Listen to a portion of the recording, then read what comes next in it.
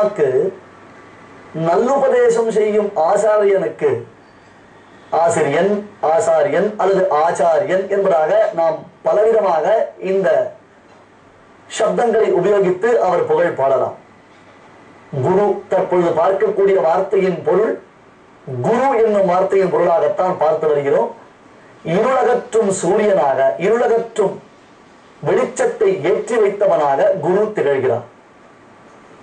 ஏற்றி மனத்து எழில் ஞான விளக்கை இருள் அனைத்தும் மாற்றினவருக்கு ஓர் கைமாறு மாயனும் காணகில்லாம். சென்ற உபன்யாசத்தின் கடைசியில் கேட்ட கேள்வியினுடைய பொருள் என்ன? நமக்கு உதவி செய்ததான ஆச்சாரியனுக்கு. ஏனென்றால் பெரும் துயரத்தில் சிக்கி தவித்திருக்கிறோம். எந்த வழியில் வெளியேறுவது, இங்கே என்னென்ன நிறைந்திருக்கின்றன, எப்படி நாம் இதை விடுத்து வெளியே செல்வது என்று தெரியாமல் தவித்த பொழுது விளக்கை கொண்டு வந்தால் ஆனந்தமாக இல்லையோ? அதுவும் அணையாத விளக்கு, எழில் விளக்கு, எழில் ஞான விளக்கு. தீபத்தினால் ஒரு விளக்கினால் மற்றொரு விளக்கை ஏற்றுகிறோம். ஏற்றினால் என்ன ஆகும்? இந்த விளக்கின் ஒளி குறைந்து விடுமா? திருவள்ளுவர் பெருந்தகை வெகு அழகாக காண்பிக்கிறாரே, தொட்டனை தூரும் மணற்கேணி மாந்தருக்கு கற்றனை தூரும் அறிவு என்று. அப்படி தோண்ட தோண்ட தோண்ட தண்ணீர் சுரப்பதை போன்ற பெரியோர்களுக்கு அவர்களுடைய அதிசயித்தமான, அதாவது எண்ணிக்கையில் அடங்காத, நம்மால் வார்த்தையில் விவரிக்க முடியாததான ஞான ஊற்று அவர்கள் உபதேசங்களாக அப்படியே பிரவகித்து ஓடி வருகின்றனவே. ஆகையால் என்றோ இந்த குரு பரம்பரையின் பெருமையை நாம் வற்றாத ஜீவநதியாக, மகாநதியாக உருவகப்படுத்தி பார்த்து வருகிறோம். ராமானுஜருடைய பரம்பரை என்பது பெரும் ஜீவநதி. அதில் எத்தனை துணை வாய்க்கால்கள் சேர்ந்திருக்கின்றன, அதிலிருந்து பெறுகின்றன, எத்தனை நதிகள் அதில் வந்து சேருகின்றன, எத்தனை நகரங்கள், நாடுகள், கிராமங்கள், பட்டினங்கள் என்பதாக அவைகள் செழிப்படைந்து விளங்குகின்றன. இதனை வலியுறுத்தக்கூடிய ஒரு கதையும் உண்டு, அதையும் பார்க்க போகிறோம். ஆகையால் எழில் ஞான விளக்கு, இந்த விளக்கு அணையாத விளக்கு. இந்த விளக்கிலிருந்து மற்றொரு விளக்கு ஏற்றப்பட்டால் இதில் தீபச்சுடர் குறையவே குறையாது. மாறாக இதிலிருந்து 1000 விளக்குகள், அதிலிருந்து 1000 விளக்குகள். 1000 என்பது இன்ஃபினிட்டி, ஆயிரக்கணக்கான ஆயிரக்கணக்கான என்பதாகத்தான் நாம் பார்த்து வர வேண்டும். இந்த விளக்கு ஏற்றப்படுகிறது. இருள் அனைத்தும் மாற்றினவருக்கு. அது எப்படி சுவாமி? ஒரு முறை உபதேசம் செய்தால் மனது தெளிந்து விடுமா? காளிதாச மகாகவி ஒரு இடத்தில் உதாரணம் சொல்லுகிறார். பெரிய இமயமலை எப்பொழுது உண்டாயிற்று? ஆய்வாளர்கள் இந்த இமயமலை உண்டானதற்கு கோடான கோடி காலங்களை சொல்லுகிறார்கள். அது நமக்கு தேவையில்லாத விஷயம். ஆனால் அந்த இமயமலை முழுவதும் பனி படர்ந்திருக்கிறது. சூரிய கதிர்கள் உள்ளே புகுரா வண்ணம் இருளடைந்த குகைகள் அந்த இமயமலையில் நிறைந்திருக்கின்றன. சூரிய கதிர்களே உள்ளே புகுராது. எப்பொழுது இந்த மலை தோன்றியதோ அன்றைய தினம் முதற்கொண்டு குகைகளில் இருள் கூடிக்கொண்டிருக்கிறது. பல லட்சம் ஆண்டுகள், பல கோடி ஆண்டுகளாக. இப்பொழுது ஒருவர் அந்த வழியாக செல்கிறார். ஒரு ஆராய்ச்சியாளர் என்று வைத்துக் கொள்ளுங்களேன். அவர் உள்ளே நுழையும் பொழுது கையில் ஒரு தீப்பந்தத்தை ஏந்திக் கொண்டு உள்ளே நுழைந்த மறு நொடி கோடான கோடி காலங்களாக குடிகொண்டிருந்ததான இருள் ஒரு நொடியில் அப்படியே அழிந்து விடுகிறது. என்ன ஆச்சரியம் இது! எத்தனை கோடி காலமாக இருந்தது, ஒரு தீப்பந்தம் உள்ளே நுழைந்தவுடன் மாயமாக மறைந்து விட்டது அந்த இருள் என்றால், அது போன்று தான் எவ்வளவோ பிறவிகள், எத்தனையோ ஜென்மங்கள். இந்த ஜென்மாக்களுக்கு கணக்கே கிடையாது. அரிது அரிது மானிடராய் பிறத்தல் அரிது என்று நம் மூதோர்கள் சொல்லுவதை போன்று தற்பொழுது நல்ல விஷயங்களை கேட்டு மனதில் இழுத்துக் கொள்ளும் ஒரு பிறவியை பெற்றிருக்கிறோமே. இந்த சமயத்தில் தான் குருவினால் உபதேசிக்கப்படுகிறது. ஏற்றி மனத்து எழில் ஞான விளக்கை இருள் அனைத்தும் மாற்றினவருக்கு ஒரு கைமாறு மாயனும் காணகில்லான். ஐயா, நமக்கு ஆச்சாரியன் செய்த உதவிக்கு நாம் ஏதாவது கைமாறு செய்ய வேண்டும் என்று ஆசை கொண்டால், கீழே சொன்னதை போல அவருக்கு ரூபாய்களை காணிக்கைகளாக சமர்ப்பித்தல், நம்முடைய சொத்துக்கள் அனைத்தையும் அவர் மீது எழுதி வைத்தல், என்ன செய்தாலும் அவர் செய்த ஒரு உதவிக்கு இருள் அகற்றும் சூரியனாக அவர் விளங்குவதற்கு எம்பெருமான் கூட பிரத்யுபகாரம் செய்ய முடியாதாம். இதைத்தான் மாமுனிகள் உபதேச ரத்னமாலையில் காண்பிக்கிறார்.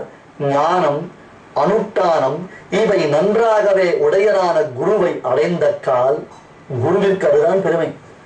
ஒரு சிலர் உபதேசம் செய்வார்கள், ஆனால் அவர்கள் தாங்கள் உபதேசித்த வழி நடக்கிறார்களா, அதனை பின்பற்றுகிறார்களா என்றால் இல்லை.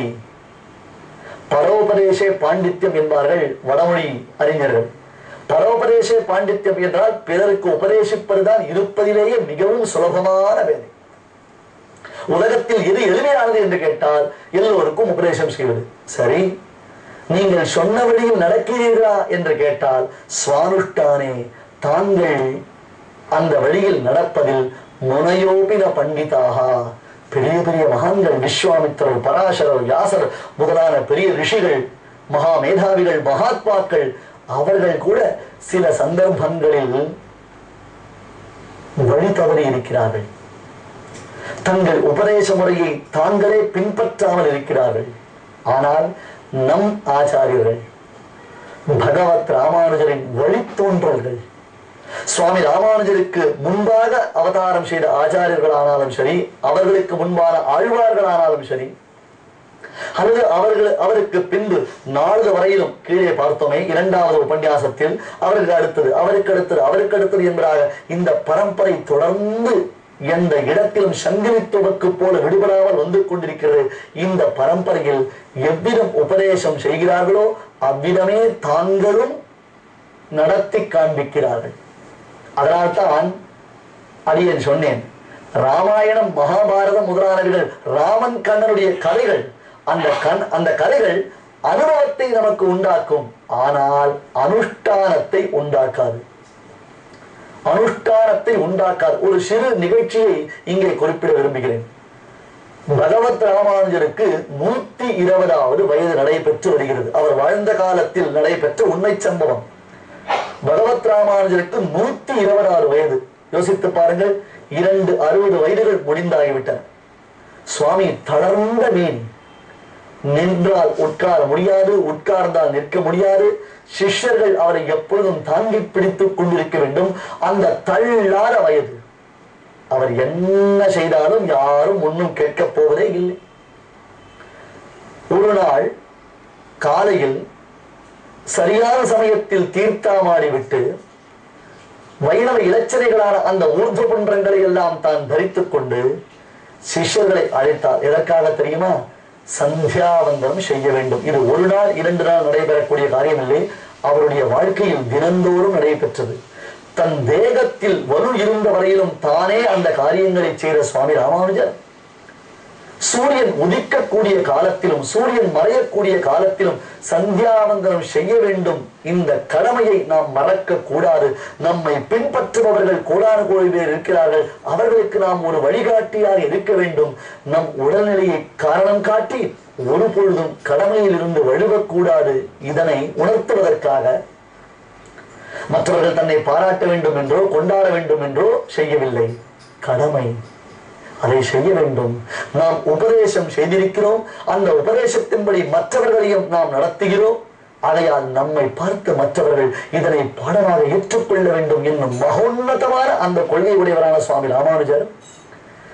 இருபுறமும் சிஷ்யர்கள் அவரை பிடித்துக் கொள்ள, கைத்தாங்களாக பிடித்துக் கொள்ள வருந்தி எழுந்திருந்து முடியவில்லை. வயதானதினால் உண்டான தளர்ச்சி. 120 வயது.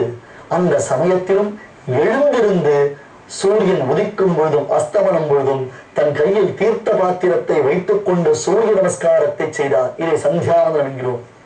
சூரிய நமஸ்காரத்தை செய்தார். இந்த நிகழ்ச்சிகள் அனைத்தும் குரு பரம்பரையில் குறிப்பிடப்பட்டிருக்கின்றன. இவைகள் கதையில்லை, வரலாற்று நிகழ்வுகள். வரலாற்றின் பொன்னேட்டுகளில் பதிக்கப்பட்டிருக்கக்கூடிய பொன் எழுத்துக்கள் இவைகள். இதையெல்லாம் சுவாமி ஸ்ரீ வேதாந்த தேசிகன், மணவாள மாமணிகள், பின்புள்ள ஆச்சாரியர்கள் என்று எல்லோரும் கொண்டாடி தங்கள் சிஷ்யர்களுக்கு உபதேசம் செய்து தாங்களும் அந்த வழி நடக்கிறார்கள். அதனால்தான் ஞானம், அனுஷ்டானம் இவை நன்றாகவே உடையனான குருவை அடைந்த கால் என்கிறார் உபதேச ரத்னமாலையில் சுவாமி மாமுனிகள். ஞானம் இருந்தால் அனுஷ்டானம் இருக்காது. அதாவது ஞானம் என்பது நல்ல மேதாவிலாசம், அனுஷ்டானம் என்பது பிராக்டிஸ், பிராக்டிகல். ஆங்கிலத்தில் தியரி என்கிறோம், பிராக்டிகல் என்கிறோம் அல்லவா? ஞானம் அனுஷ்டானம். ஆச்சாரியன் என்னும் ஒரு பதம், அந்த ஆச்சாரியன் என்னும் பதத்தை விளக்குவதாக ஒரு ஸ்லோகம். ஆச்சினோதி சாஸ்திரார்த்தான் ஆச்சாரே ஸ்தாபயத்யபி ஸ்வயமாச்சரதே யஸ்மாத் தஸ்மாத் ஆச்சாரிய உச்சதே. சாஸ்திரார்த்தங்களை தெள்ளத் தெளிவாக தான் அறிந்தது. அது ஒன்று முக்கியமாயிற்று. சிஷ்யர் ஒருவன் கேள்வி கேட்டால் அந்த கேள்விக்கு பதில் சொல்ல தெரிய வேண்டுமே.